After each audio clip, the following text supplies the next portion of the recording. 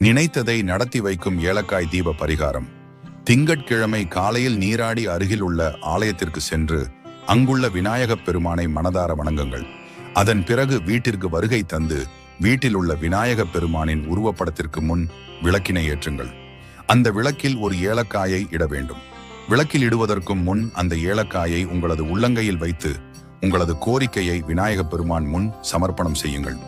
அடுத்த நாள் செவ்வாய்க்கிழமையன்று விளக்கில் உள்ள ஏலக்காயை எடுத்து சேகரித்து வைத்த பிறகு புதிதாக மீண்டும் விளக்கேற்றி இரண்டாவது ஏலக்காயையும் உள்ளங்கையில் வைத்து பிரார்த்தித்து விளக்கில் இட வேண்டும்.